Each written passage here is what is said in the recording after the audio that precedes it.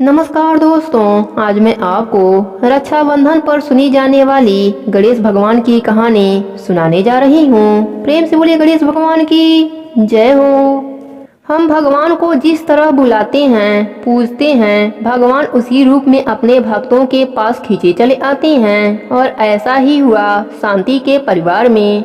इस परिवार में शांति, उसका पति मनोहर, सास ससुर और शांति की 5 वर्ष की एक बेटी थी जिसका नाम था अशोक सुंदरी। परिवार की चाहत थी बेटे की और जन्म हुआ एक बेटी की, जिसके कारण शांति को घर में ताने झेलना पड़ता था। शांति गणेश भगवान को बहुत मानती थी। एक दिन रक्षाबंधन का त्योहार आया तो अशोक सुंदरी ने अपने माँ से तोतली आवाज में पूछा, माँ मेरा भाई कहाँ है? तो माँ ने कहा, अशोक सुंदरी तुम्हें पता है अशोक सुंदरी किसका नाम है? वह तो गणेश भगवान के बहन का नाम है। तो तुम्हारे भाई कौन हुए? गणेश भगवान हुए ना। अशोक सुंदरी के मन में यह बात बैठ गई। वह हर रक्षाबंधन पर गणेश भगवान की मूर्ति को राखी बांधती और गणेश भगवान को अपना भाई मानकर पूजने लगी। गणेश भगवान उसके लिए उसके भाई थे। ऐसे ही समय बीतने लगा। माँ बेटी दोनों ही गणपति बप्पा का अनन्य भक्त बन गए। अब अशोक सुंदरी विवाह योग्य हो गई। उसका विवाह भी हो गया, पर समाज की विडंबना, उसका परिवार भी ज्यादा खुले विचारों वाला नहीं था। पर उसका पति योगेश बहुत समझदार था। समय समय पर योगेश को काम के सिलसिले में बाहर जाना पड़ता था। अशोक सुंदरी की सास चाहती थी कि उसके घर पोते का ही जन्म हो। इस बात को लेकर अशोक सुंदरी पर गजेंद्री बनाती रहती थी। अशोक सुंदरी के विदाई के समय पर शांति ने एक सुंदर सा गणेश भगवान की मूर्ति अशोक सुंदरी को दिया था और कहा था, बेटी जब भी कोई परेशानी हो तो अपने भाई गणेश भगवान से कह देना, वे सब कुछ ठीक कर देंगे। बस इस बात का विश्वास करके अशोक सुंदरी ने अपने भाई गणेश से कहा, भैया मेरी सास के मन में जो इच्छा है उसे अवश्य ही पूरी कर देना, नहीं तो मेरा हाल भी मेरी माँ की तरह हो जाएगा। अशोक सुंदरी गर्व से हो गई और देखते ही देखते 9 माह का समय पूरा भी हो गया। एक दिन अचानक अशोक सुंदरी की तबीयत खराब हो गई और उसे अस्पताल ले जाने का समय नजदीक आ गया।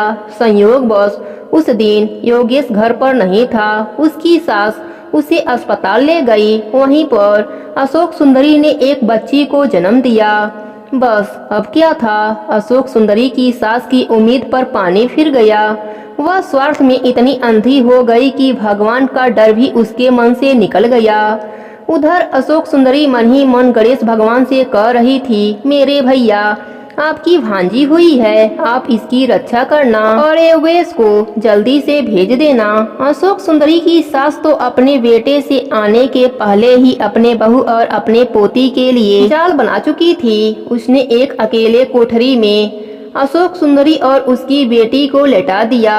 कोठरी घर के पीछे ही थी और रात को मौका पाते ही कोठरी में आग लगा दिया। अशोक सुंदरी जोर जोर से चिल्ला चिल्ला कर अपने भाई गणेश को पुकारने लगी, गणेश भैया बचाओ बचाओ। और प्रभु भी कहाँ रुकने वाले थे। जाने कहां से काले काले बादल आ गए और तेज वर्षा होने लगी। तेज बारिश से कोठरी की आग बुझ गई। उसी समय गणेश भगवान एक हाथी का रूप लेकर आए और धुएं वाली कोठरी से अशोक सुंदरी और बच्ची को बाहर निकाला। वहां योगेश भी पहुंच गया। अशोक सुंदरी ने सारा किस्सा अपने पति को बताया। योगेश ने सब कुछ सुना और हाथी को वहां खड़ा देखकर समझ गया कि यह कोई और नहीं, स्वयं गणेश भगवान ही हैं। योगेश और अशोक सुंदरी जब तक समझ पाते और देख पाते तब तक गज वहां से अदृश्य हो गए थे।